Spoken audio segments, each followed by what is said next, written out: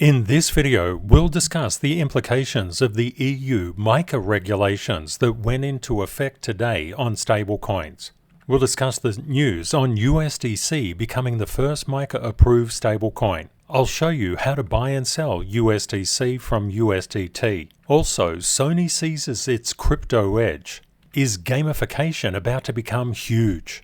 We'll look at gaming tokens and look into depth charts and liquidity to give you an edge that you won't find anywhere else. We'll talk about the schooling system and especially how the impact of AI and robotics. That time has come. You need to make a choice for your financial future and don't get left behind. Trading and investing can be your safety net, your life raft in a sea of economic turbulence. It's game on. Let's run the numbers.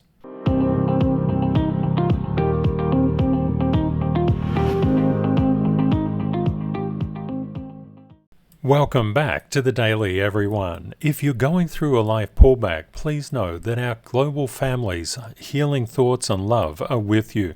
The sun will come out again. It's very normal in life to create or get up to a resistance level that we'd just retrace from, but you're just getting set up for the next promotion.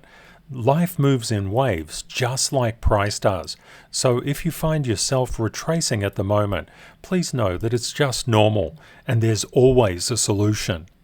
Keeping positive is so incredibly important, and always remember, when you rebound, you're gaining additional strength, additional skills, and you're revealing your life's purpose. In crypto news today, the European Union's Markets in Crypto Assets Regulation, MiCA, is launching. It's coming into effect. Specifically, the rules and laws around MiCA's stablecoins will come into effect on the 30th of June 2024. If you're inside the European Union, what this means is that you'll need to convert non-compliant stablecoins to regulated ones as part of the MiCA framework. On June the 30th, MiCA became partially applicable to crypto asset service providers and their Know Your Customer and anti-money laundering requirements. However, full compliance with the block's new regulatory framework will be required by December. That's the end of this year. The European Parliament approved MiCA in April of 2023, so those laws have been around a while, and the virtual asset service providers have been getting ready for European legislation. One effect that MiCA will have on the crypto business is a psychological one. There are no longer speculations about the legitimacy of crypto businesses in the economic union. Before, one always heard doubts from various stakeholders. Is the crypto business legitimate? Is there a future for crypto in a highly regulated environment such as the economic union? The answer is yes, and also yes. What has been the impact of MiCA on exchanges? For example, Uphold, Binance, Kraken, and OKX have all started to delist stablecoin pairs such as Tether, and Bitstamp plans to delist Euro Tether. Euro Tether is put out by Tether. One thing to realize, for the economic union, it's not just Tether that has a problem. Also, the stablecoin DAI, True USD, Gemini Dollar, and Pax Dollar, as well as Frax Protocol, also have problems. One thing to also be aware of, if you bought something in USDT, say it was Bitcoin, and you paid UST across to Bitcoin, you actually own Bitcoin now. You can transfer that Bitcoin into another cryptocurrency such as Solana or Ethereum, or back to a approved, if you're in the economic union, stablecoin. So what is the approved one? Actually, USDC and EURC have become the first licensed stablecoins under MiCA. Some things to bear in mind. The MiCA legislation is all about the end of 2024. So even though we've seen some implementation of the stablecoin restriction, it's going to become full effect by 2024, the end of 2024, December. Binance has a very specific way they're handling USDC because USDC is MiCA compliant. But remember, this only affects people that are in the European Economic Area, or EEA. Whereas other virtual asset service providers have delisted, Binance is taking a completely different approach. It's just implementing a sell-only strategy.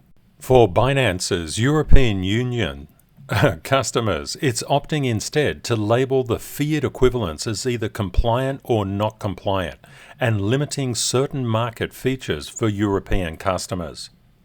If you're wondering how to convert your USDT into USDC, just think about it like this. When you have Bitcoin versus USDT, or Bitcoin versus anything, you're swapping that anything into Bitcoin. This is pretty much the same when we have USDC versus USDT. What you effectively do is you sell USDT to actually acquire USDC, in this case. Another really interesting piece of news, Sony is getting into the crypto exchange market. How is it doing this? Through the launch of its new crypto exchange platform, S-Blocks. I can imagine that Sony is seeing the PlayStation compatibility with crypto and also NFTs. We could be seeing a lot more of NFT sales and in-game asset sales, so just keep your eyes open for that. If you go to CoinMarketCap and look at categories, you'll find gaming inside those categories. Here's a bit of an understanding of the top gaming. Cryptos by market cap and also trading volume. You can note that trading volume actually came up fairly substantially. Could it have something to do with Sony? Perhaps. I would also suggest that you mark up your charts with the CTKS method. At least you'll know where the structural support and structural resistance levels are inside the charts. One of the things you might like to do when we look at IMX, IMX is one of the biggest gaming cryptos, and we can see IMX has been coming down for a while. One thing that I do, I look at the bid-ask. I look at the volume that's actually there. Can this support any significant volume? Or is it a Hotel Californian trade? Okay, what do I mean by that? If, say for example, I bought X $1,000 worth of IMX, if I bought it, could I sell it? The answer is pretty much no. If you're a small trader, you can get in and out of IMX relatively well if you've got $100 to $200 levels. And that can change a lot because you can see in places there are $10+ levels. That's about the lowest that you can do on Binance. Well, what would happen if you wanted to put $10,000 or $20,000 into IMX? You could get caught. And that means that the spread that you would pay to get in and out of positions could be extreme. This is just some of the things that you'll need to learn about. I'll just take you through Floki. Let's have a look at Floki and NOT as well. Now let's say we wanted to look at Floki, so all we do is just type in Floki here. You can see that's Tether, that's Circle. Look at the difference in volume, 48 million as opposed to 350,000. The USDC or the Circle is very light liquidity, and USDT or Tether is very heavy liquidity. Now, what does this mean? What's the difference between the two? It just means that there are more people inside the USDT pair. And what you can see, now what do I mean by that? What do I mean by there's more people inside the USDT pair? It just means this market has higher liquidity than what Circle does. If we can see here in just the immediate bid-ask spread, we can see inside the depth, there's about, well, it's changing pretty much around, but it's about 15,000 there and about 10,000. So when we look at the depth chart, we can see that a lot of buyers are pushing their prices down and the sellers are running to meet them. This means the buyers are in control at the current time. But let's swap across to Floki USDC. As we swap across to USDC for Floki, we can see a completely different depth chart. Here, the sellers are empowered here. But unfortunately, there's not too many of them. In terms of total volume, you can see it's quite a reduced volume in comparison with USDT. So the MiCA regulations are actually sucking a lot of liquidity out of the system. I wonder what they're going to replace it by. Could it be the euro dollar? Please let me know in the comments. What are your thoughts? Let's have a quick look through the markets, and we can see over the past month or so we've been coming down in terms of Bitcoin's price behavior. There is a specific resistance level that was rejected on the daily basis. We came up to test it. So far we've not gone very much further. There are a few key things to just bear in mind. The spot ETF for ETH has been moved out. It's been delayed. And the French presidential election, the intermediate results are out. So there's a little bit more stability inside the euro now. And coming up later is the Trump sentencing and some interesting news on that fact. In news just out today, the Supreme Court in the US deals a blow to Trump's prosecution, ruling that he has broad immunity. Also, keep in mind, the Mt. Gox repayments are due to start this week. So what does that mean? For Bitcoin and Bitcoin Cash, expect supply to hit the market. So we could see increased volatility. But always remember, the markets tend to do the opposite of what the majority of people think. Coming into the Mt. Gox news, we would have thought that the market would go down. Instead, it went up. Please keep this in mind. Inside financial markets, you don't require certainty, you just need to be certain what you're going to do if different conditions happen. For example, if Bitcoin and your cryptos came down, what would you do? If it went flat, what would you do? If it went up, what would you do? Having this three-dimensional risk management at all times is really important, and nobody else can tell you what to do. You must decide for yourself. There are a lot of rules when it comes to financial markets, but perhaps the most important ones are that no alt escapes Bitcoin's gravity. If Bitcoin is rallying, expect the alts to be rallying upwards. If Bitcoin is coming down, expect the alts to come down. If it goes up again, expect the alts to come up. If it goes down, expect the alts to go down. It's pretty simple. So why aren't they all behaving the same? Why isn't Solana just behaving like Doge and ADA? And ADA has been an absolute standout in the past 24 hours. And you will know, if you're doing the CTKS method, exactly why that's the case. The answer to that question, it depends on structure. The underpinning structural resistance and structural support levels mean everything. And you can't just draw a structure like what I have done, right here and right there. That's called recent indicative price analysis, or RIP, because it does exactly that. Unfortunately, it RIPs your money. You need statistical significance. You need to know, is the real resistance there, or the real support in this case? Is it really there, or is it there, or is it there? How clustered is it? How strong is it? And where is it?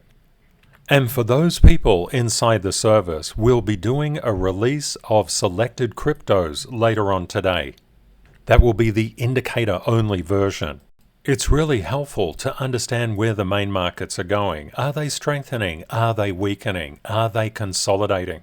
What we can see at the current time, the S&P 500 and the NASDAQ are consolidating. The Dow is consolidating and the Russell is a little bit weak. Oh, Russell. Masterclass students, make sure that you keep your eyes on the charts inside TM6. We saw the VIX do a big spike and then a decay. Now, what does this mean in terms of crypto? Well, actually, as the VIX spiked, crypto said, heck yeah, I'm going with you, which is quite unusual. Usually it's the other way around.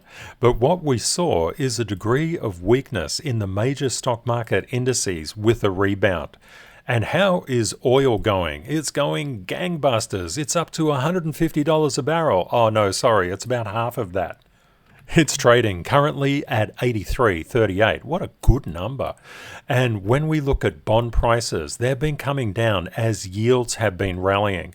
Increasing yields put pressure on gold and also pressure on Bitcoin. And we saw a spike up in the DXY and then a decay down.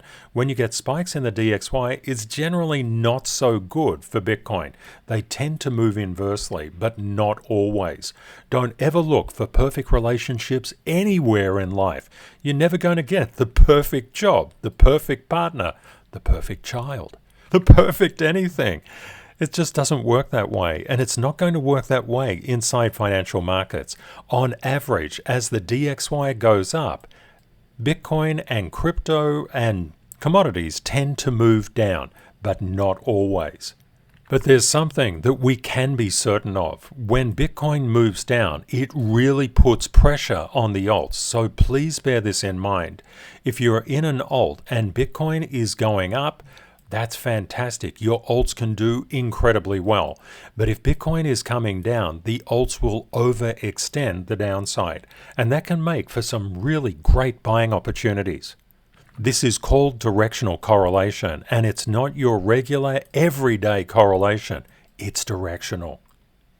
It's really quite interesting. Over the last 24 hours, we've had a little over 100 million in liquidations, and the shorts got the short end of the stick. More shorts than longs got liquidated, and about 35,000 positions were closed out involuntarily. In other words, they got smacked. However, the shorts said, you smack me, I'll smack you, especially in the last hour. And when you see the shorts getting liquidated, that's the red areas. The longs are the green. As far as flows in to the Bitcoin ETFs, we've seen 4 days of positive flows. That's fantastic. But this is not really that much compared to the negative flows. You can see those negative flows. Wow, they're really negative. And a couple of things just to keep in mind. Some economic data releases, the ISM manufacturing came out weaker than anticipated. What about the JOLTS job openings? And Fed Chair is having his speech, as he always does. And then the FOMC minutes come out as well as the ISM PMI. And later on, we get the unemployment rate and non-farm payrolls. NFP tends to move the market around quite substantially. So please keep that in mind, as does the FOMC. So strap up, buckle up, and do all those things because the markets are going to get a little bit volatile.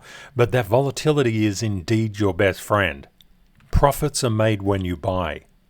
For example, if you were buying down here on Bitcoin or anywhere around there, you would have done reasonably well. But if you had have bought just there, maybe not so much. Not so much just yet. It's very paradoxical, but you'll find these big negative red days are amongst the safest days to actually get in and buy. Probably because everybody is selling. People, when they see the red, they just run. That rule I was mentioning is Rule 7. Buying creates profits. If you can buy effectively, it doesn't matter what the markets are doing, you're going to do really well. And as a community, we're into borsog, buy on red and sell on green. But we don't do that mindlessly. We know where the structure is, the long-term structure inside the Tier 1, Tier 2 and Tier 3 charts. It's vital. If you don't understand this, you're in a tremendous amount of trouble. And ADA did so incredibly well because of its structure. For those people new to the method, just go to ctksmethod.org and just grab the ADA indicator and you will see incredible things. Also, we know as a community, it all comes down to learning humility and patience. If you have these 3 things, you're going to make profits inside the market. Don't worry about making a loss. It's just the market telling you, not this time. And if it's not this time, you must be kind to yourself and kind to others. Why is that? Why be kind? Isn't that kind of weak? Nah, it's not weak. It's very, very strong. If you have inner peace and outer peace, it means that you're not creating waves internally. So many people live on a choppy sea of unhappiness. Unfortunately, the school system does not teach us anything about self-mastery. Of course, why would it? The school system is there to create widgets. It's there basically to create people who will be really good and go get a job and borrow from the bank and then retire and then die. Ken, that's a bit harsh. No, the education system is wonderful because it teaches us, how to balance our finances, how to have good relationships with ourselves and other people, how to invest, how to make money for ourselves, how to be innovative, inventive, how to go into self-made businesses. No, it doesn't, and you know it doesn't. The schooling system needs a major upgrade. I'm really interested in your opinions about the education system. Please leave a comment. What do you think needs to happen in the age of AI and robotics? And if you saw that Elon Musk Jeff Bezos just bought 750,000 robots.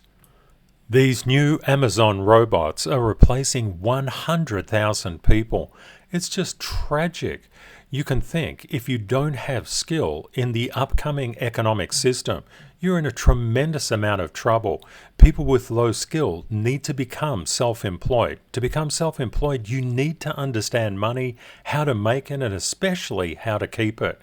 What we're seeing right now is just robots taking over low-paid and low-skilled jobs, but robotic process automation and so many other things are taking over highly paid jobs.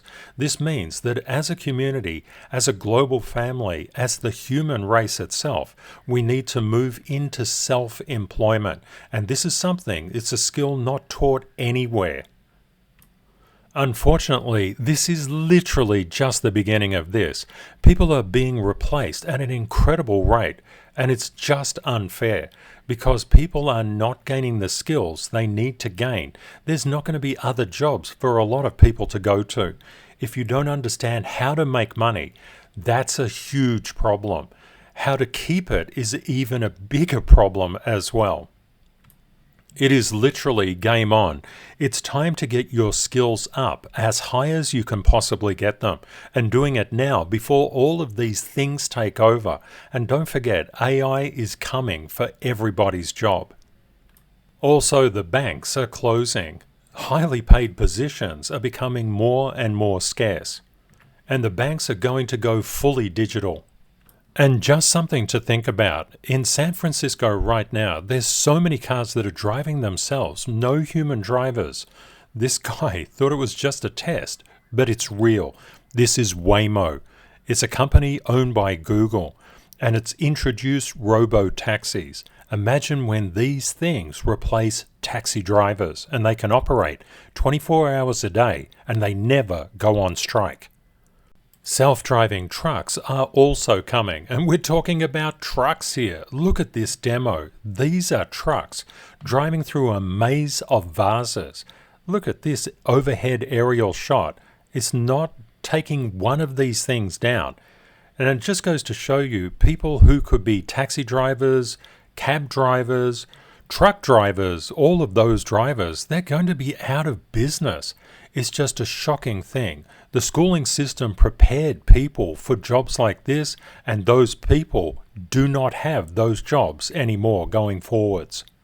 People would say, at least I can get a job in a kitchen as a chef or something like that. The robots are coming for that as well.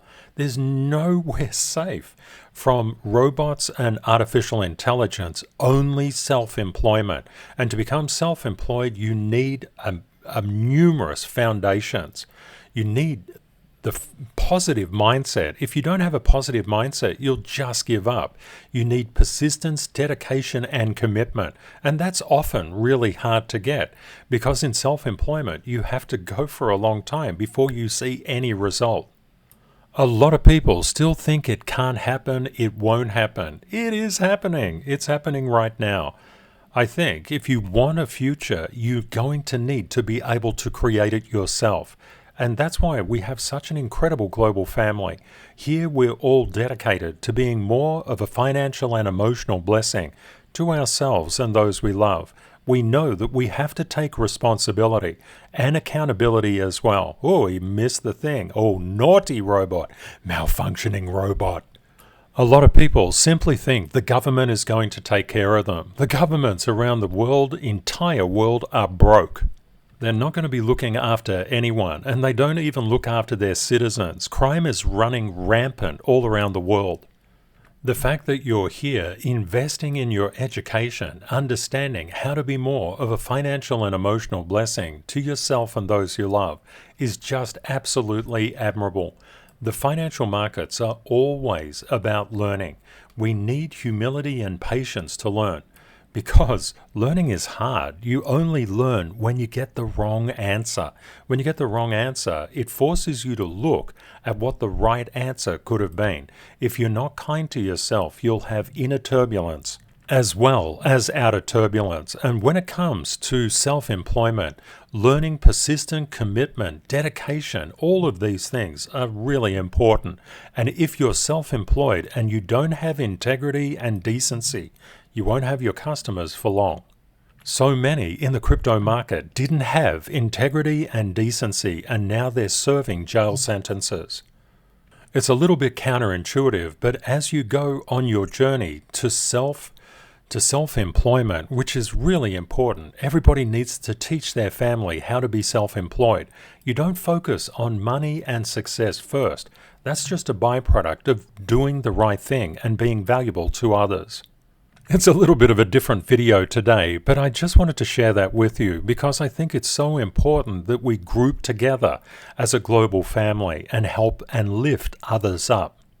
Always remember to keep positive under every circumstance. And if you're going through a life pullback, our love and healing thoughts are with you. The world will get brighter again. The sun will come out. And just keep on being dedicated and committed. Winning or learning and never blaming is the secret of success. Have a great day or night ahead, my friends, and Kate and I look forward to catching up with you again in the next video. Bye for now.